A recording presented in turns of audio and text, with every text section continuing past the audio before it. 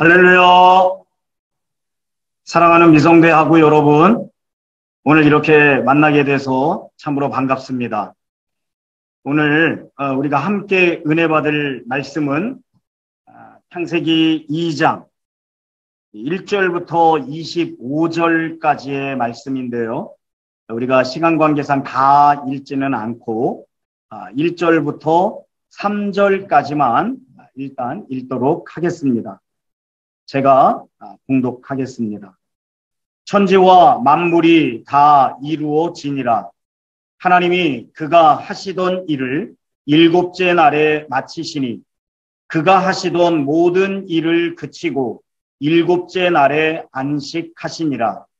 하나님이 그 일곱째 날을 복되게 하사 거룩하게 하셨으니 이는 하나님이 그 창조하시며 만드시던 모든 일을 마치시고 그날에 안식하셨음이니라. 아멘. 오늘 제가 여러분들과 함께 은혜를 나눌 말씀의 제목은 하나님 나라를 삽시다 라고 하는 제목입니다. 하나님 나라를 삽시다. 천당이 아니라 이 땅에서 시작되는 하나님의 나라, 하나님의 통치에 대한 이해와 더불어서 우리가 참여하여 이 땅에 하나님의 나라를 건설하는 원리를 우리가 함께 나누며 은혜를 받는 시간을 갖도록 하겠습니다. 여러분, 우리가 20세기 말까지 복음을 전할 때에 주로 사용했던 말들이 있죠. 저도 실은 그 말을 듣고 은혜를 받고 또 복음 전도도 했는데요. 그것은 바로 뭐냐면 예수 믿고 천당 갑시다. 예수 믿고 천당 갑시다. 예수 천당, 불신 지옥, 이것이었습니다. 그런데 이것이 20세기 말에 대변화가 일어나게 되었습니다. 천당, 그러면 죽어서 가는 하나님의 나라를 우리가 생각하는데요. 그런데 천당이 아니라 하나님의 나라라고 하는 개념이 급부상했던 것을 보게 됩니다. 존 브라이트라든지 조지 엘드네드라든지 게알도스 보스라든지 이런 분들이 성경에서 찾아낸 아주 기막힌 사실이 하나 있다는 것입니다. 그것은 바로 기독교의 복음은 천당보다 오는 천국이 먼저다라고 하는 것입니다. 예수님께서 공생애를 시작하시며 처음으로 외치신 말씀, 회개하라, 천국이 오고 있다 라고 하는 것이죠. 나라의 임하옵시며 뜻이 하늘에서 이룬 것처럼 땅에서도 이루어지이다. 이 땅에서부터 하나님의 통치가 이루어지는 하나님의 나라를 이루어야 한다는 말씀입니다. 예수 믿는 것은 죽은 후에 천당 가는 것도 중요하지만 지금 예수 믿으면서 우리가 살고 있는 이 땅에서 하나님의 나라를 이루며 사는 것, 이것이 정말 중요하다는 사실을 발견하게 된 것이죠. 그렇다면 여러분, 이 하나님의 나라는 어떤 나라입니까?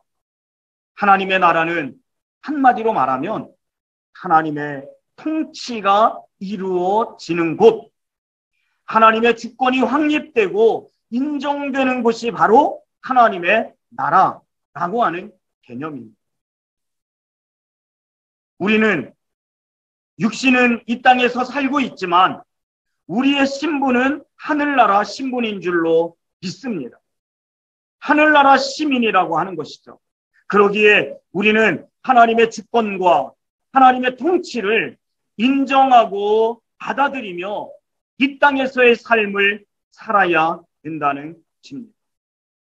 그렇다면 여러분, 이 하나님의 나라를 이루어야 할 영역은 어디일까요? 그것은 바로 제일 먼저는 우리 마음에서부터 하나님의 주권이 또 하나님의 통치가 이루어져야 됩니다. 우리의 가정에서도 하나님의 나라를 이루어야 합니다. 우리 가정의 주인이 누구인가? 바로 하나님이라고 하는 거죠. 이것을 좀 더 크게 보게 되면 우리가 섬기는 교회에서도 하나님의 주권과 하나님의 통치가 이루어지는 하나님의 나라를 이루어야 된다는 말씀입니다. 더 나아가게 되면 우리들의 삶의 주변, 나의 직장과 사업장에서도 하나님의 나라가 이루어져야 합니다. 그리고 더 큰 영역으로 보게 된다면 온 열방 가운데서 하나님의 통치가 이루어지는 하나님의 나라를 이루어야 될 줄로 믿습니다. 이것이 바로 하나님의 나라의 개념이라고 하는 것입니다. 오늘은 그런 면에서 창세기 2장의 에덴 동산의 이야기 속에서 하나님 나라를 살 수 있는 원리들을 찾아보면서 은혜를 나누고자 합니다. 사랑하는 하고 여러분, 오늘 창세기 2장에 보면 하나님께서는 아담과 하와를 만드신 후에 그들을 에덴이라고 하는 동산에 두시고 거기에서 살도록 허락하시는 모습을 보게 됩니다. 에덴 동산은 아담과 하와가 행복하게 살 수 있도록 하나님께서 직접 만들어주신 동산이면서 또한 하나님 나라의 최초의 모형이라고 하는 것입니다. 오늘 이 본문의 말씀을 통해 우리가 사는 삶의 공간, 우리의 현실 시간 속에서 하나님 나라를 경험하는 원리를 배워보려고 합니다. 먼저 하나님 나라를 살 수 있는 원리는 안식일의 원리가 있습니다. 오늘 읽은 본문 2장 2절로 3절 말씀 보니까 이렇게 기록이 되고 있습니다. 하나님이 그가 하시던 일을 일곱째 날에 마치시니 그가 하시던 모든 일을 그치고 일곱째 날에 안식하시니라. 하나님이 그 일곱째 날을 복되게 하사 거룩하게 하셨으니 이는 하나님이 그 창조하시며 만드시던 모든 일을 마치시고 그날에 안식하셨음이라 말씀합니다. 하나님의 창조의 모든 일이 마쳐진 날 하나님께서는 안식을 선포하시고 쉼을 가지셨다라고 하는 것입니다. 일주일에 엿새 동안은 열심히 일을 하고 하루는 안식을 취하면서 하나님과의 관계 속에서 쉼과 재창전의 시간을 가지는 것, 이것이 바로 안식일의 의미라고 하는 것이죠. 출애굽기 35장 2절 말씀에 보니까 엿새 동안은 일하고 일곱째 날은 너희를 위한 거룩한 날이니 여호와께 엄숙한 안식일이라. 누구든지 이 날에 일하는 자는 죽일지니. 아주 강력한 말씀을 하십니다. 안식일을 지키지 않는 사람은 돌로 쳐서 죽이라고 말씀하십니다. 왜 그럴까요? 안식일을 지키지 않는다는 것은 다른 말로 표현해 보면 나는 하나님과 관계없이 살아가겠다라고 하는 독립선언이 되기 때문이라고 하는 것입니다. 내 힘으로, 내 능력으로, 내 지식으로, 내 마음대로 살겠다라고 하는 표현이라고 하는 것이죠. 그래서 하나님은 안식일을 지키지 않는 자는 돌로 쳐 죽여라 말씀하시는 겁니다. 그러므로 우리가 이 땅에서 천국을 경험하며 살 수 있는 첫 번째의 원리는 안식일의 원리로 사는 것입니다. 이것은 바로 하나님의 은혜를 받고 살겠습니다 라고 고백하는 우리들의 신앙 고백입니다. 하나님의 은혜 없이는 단 하루, 단 한순간도 살아갈 수 없는 연약하고 부족한 존재라고 하는 것을 인정하며 살아야 됩니다. 안식일을 통해 하나님과의 영적인 교통을 나눕니다. 하나님이 주시는 은혜와 하나님이 주시는 사랑과 하나님이 주시는 축복을 마음껏 받아 누리면서 또 세상에 나가 살 수 있는 영적인 힘과 능력을 공급받는 날, 안식일이라고 하는 것입니다. 하나님의 은혜 없이는 하루 한순간도 살아갈 수 없는 연약한 존재이오니 하나님의 은혜를 받고 살겠습니다 라고 고백하는 이 고백, 하나님과의 살아있는 관계, 하나님과의 끊임없는 교통, 그리고 하나님의 은혜를 사모하며 살아갈 수 있는 우리 사랑하는 미성배 하구 여러분들이 되시기를 예수님의 이름으로 축원합니다. 두 번째, 우리가 하나님의 나라를 이루며 살아갈 수 있는 원리가 있습니다. 그것은 바로 성전의 원리입니다.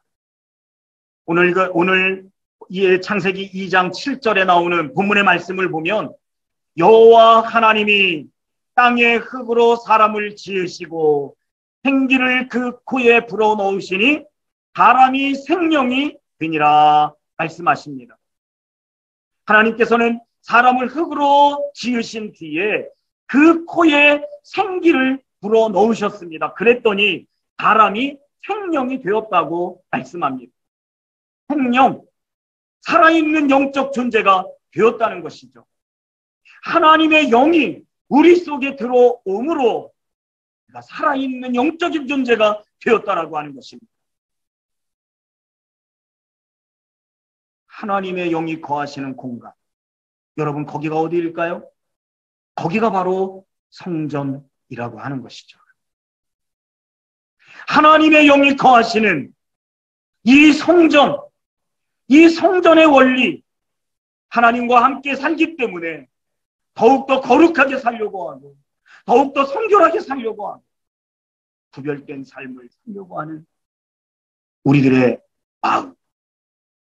사랑하는 하구 여러분, 우리는 하나님의 영을 모시고 그리스도를 내 안에 모시고 사는 거룩한 성전인 줄로 믿습니다. 그렇다면 우리들의 삶이 그리스도와 함께하는 삶, 그리고 그분을 모시고 살면서 인생의 행복과 기쁨을 누리며 사는 삶이 되어야 될 줄로 믿습니다. 매일매일 그분의 임재를 경험하며 사는 삶이 되어야 될 줄로 믿습니다. 그분의 임재 가운데 살아가는 삶이 너무나도 중요한 그리스도인의 삶이라고 하는 것이죠. 만일 우리 속에 하나님이 계시고 내가 그렇게 하나님을 모시고 사는 성전이라고 한다면 여러분, 우리가 어떻게 말 한마디를 허투루 할 수 있을까요? 여러분, 어떻게 우리의 생각을 허탄한 곳에 두며 살아갈 수 있을까요? 우리의 소원을 어찌 허망한 곳에 두고 살아갈 수 있겠습니까? 우리가 이 땅에서 천국을 경험하며 살 수 있는 두 번째 원리, 그것은 바로 우리가 거룩한 성전으로 살겠습니다 라고 고백하며 사는 것입니다. 우리 몸을 하나님이 기뻐하시는 거룩한 성전으로 드리는 삶, 우리의 마음과 우리의 뜻과 우리의 정신도 우리의 마음도 모든 것들을 거룩한 성전으로 구별된 삶을 살아가는 모든 여러분들이 되시기를 예수님의 이름으로 축원드립니다. 세 번째, 우리가 이 땅에서 하나님의 나라를 건설하며 살아갈 수 있는 비결이 있습니다. 그것은 바로 생명나무, 생명수, 강물의 원리입니다. 오늘 읽은 본문 9절 말씀해 보니까 동산 가운데에는 생명나무와 선악을 알게 하는 나무도 있더라. 10절 말씀, 강이 에덴에서부터 흘러나와 동산을 적시고 거기서부터 갈라져 네 근원이 되었고 라는 말씀이 있습니다. 에덴 동산의 하나님은 생명나무와 생명수 강물이 흘러가게 하셨다는 겁니다. 생명나무 먹으면 생명을 얻고 영원히 살 수 있는 나무입니다. 생명수 강물 마시면 생명을 공급받게 되고 새로운 생명들이 살아나는 역사를 경험하는 그 물줄기가 바로 생명의 강물이라고 하는 것이죠. 여기에 나오는 이 생명나무와 생명수는 예수 그리스도를 상징합니다. 우리가 그리스도를 양식으로, 그리스도를 음료로 마실 때에 우리는 영생을 누리는 은혜를 경험하며 살 수 있다라고 하는 것입니다. 사랑하는 아구 여러분, 나의 행복, 나의 공급원이 어디에 있습니까? 세상 사람들은 그들의 행복과 그들의 공급원이 세상에 있습니다. 물질이나 명예나 부요나 아니면 다른 어떤 것들, 거기에서 행복의 공급원을 찾으려고 합니다. 그러나 우리 그리스도인들은 예수 그리스도, 나의 주님이 나의 행복의 근원이며 예수 그리스도 그분이 나의 삶의 공급원이라고 하는 것을 고백하며 살아야 되는 줄로 믿습니다.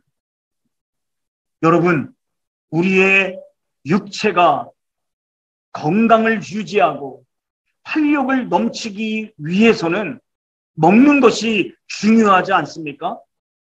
먹는 대로 체질화가 됩니다.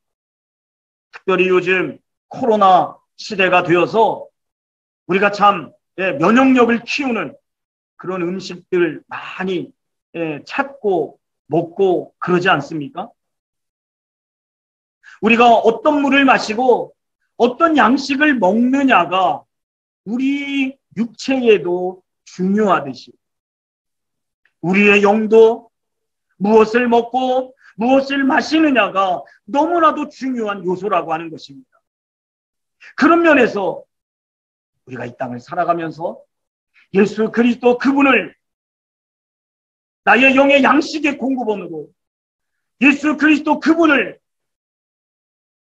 나의 영의 생명수의 근원으로 여기며 살아가는 것, 이것이 바로 이 땅에서 천국을 경험하며 살아갈 수 있는 아주 중요한 원리라고 하는 것이죠. 그리스도를 먹고 그리스도를 마신다는 것은 무엇을 말씀할까요? 그것은 매일매일 하나님의 말씀과 또 기도로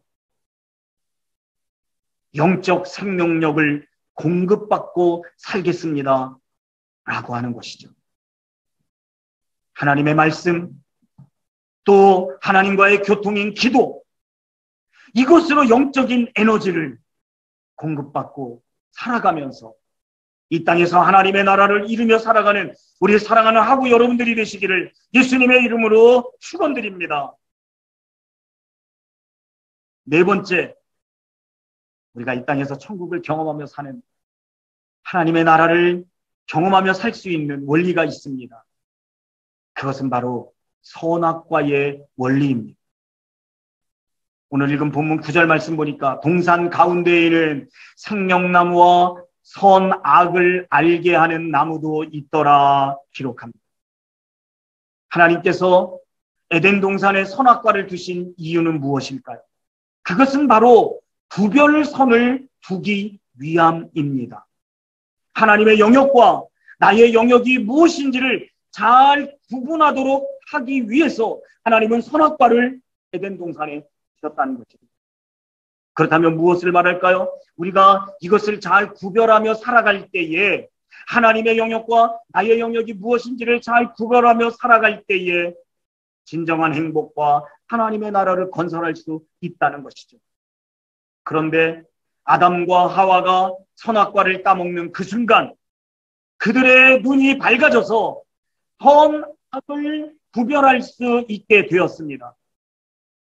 그런데 문제는 그 밝아진 눈으로 자기 기준을 만들게 되고요.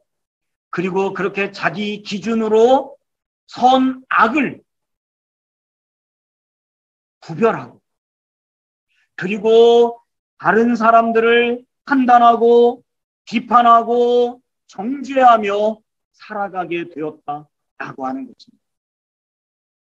사랑하는 하고 여러분, 우리가 분명히 알아야 할 아주 중요한 사실이 하나가 있습니다. 그것은 선악을 구별하고 판단하실 수 있는 분은 오직 하나님 한 분밖에 없다는 사실입니다. 선악을 판단하시는 분은 하나님이시고, 그럼 우리는 뭡니까? 우리는 그저 긍휼과 사랑과 은혜를 가지고 살아가야 되는 존재라고 하는 것이죠. 그리스도인은 선악과의 원리로 사는 사람들이 아니라 생명나무의 원리로 사는 사람입니다. 덮어주고 품고 이해하고 용서하며 살아가는 그리스도인의 삶. 그래서 우리는 오늘 이렇게 결단하며 살아갈 수 있어야 합니다. 옳고 그름을 따지지 않고 모든 영광 주님께 돌리며 살겠습니다. 라고 하는 것이죠. 옳고 그름을 따지는 것은 하나님께 맡기고 우리는 그저 예수 십자가의 사랑과 은혜로 용서하고 감사하고 미소 지으며 인사하고 대화할 때는 칭찬하고 격려하며 인정해주며 살아가는 삶을 살 때에 우리가 이 땅에서 하나님의 나라를 이루고 천국을 경험하며 살아갈 수 있는 줄로 믿습니다. 1%의 가능성만 있어도 기다려주고 격려하며 살아갈 수 있는, 그래서 이 땅에서 하나님의 나라를 이루며 살아가는 우리 사랑하는 하구 여러분들이 되시기를 예수님의 이름으로 축원드립니다. 5번째가 있습니다. 천국을 사는, 하나님의 나라를 경험하며 사는 원리. 5번째는 돕는 배필의 원리입니다. 오늘 읽은 본문 20절 말씀 보니까요, 아담이 모든 가축과 공중의 새와 들의 모든 짐승에게 이름을 주니라. 아담이 돕는 배필이 없으므로 말씀합니다. 하나님께서 아담을 보실 때에 야, 아담이 혼자 사는 것이 너무 보기가 안 좋구나. 그래서 하나님께서 하와를 만드십니다. 하와를 만드신 이유를 성경은 분명히 기록하고 있습니다. 그게 무엇입니까?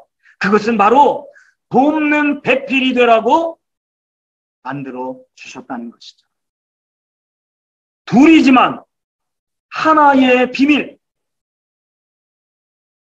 에베소서에서는 이것을 이 비밀이 크도다 말씀합니다.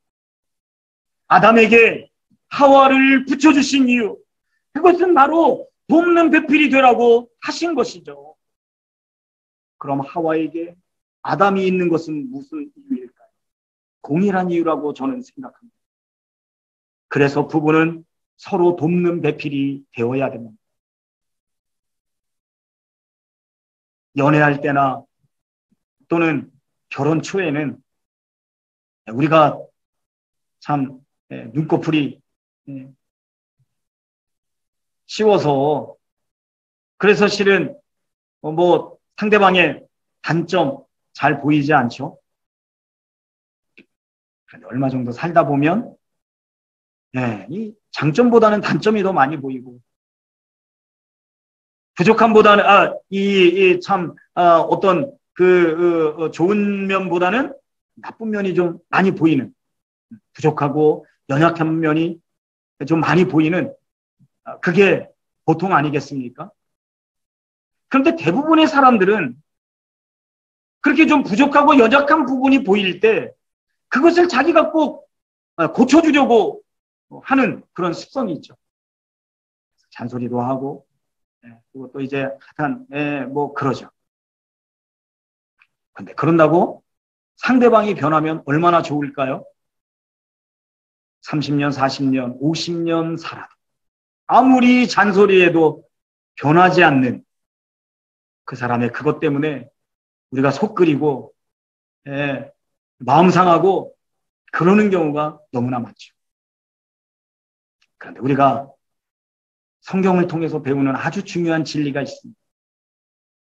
무언가 상대방에게 부족하고 연약한 부분이 보인다면 그것은 바로 그 부분을 내가 도와주라고 하나님이 만나게 하셨구나 라고 하는 이 돕는 배필의 원리를 적용하며 살면요, 그러면 정말 행복한 부부,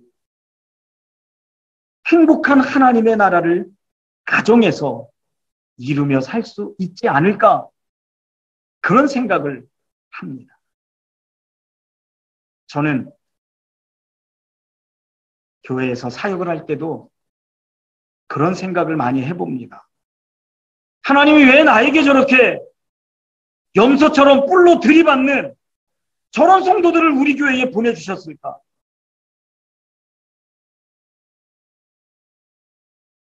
근데 그럴 때마다 제가 생각하는 것은, 저 성도님을 어떻게 도와줘야 되지?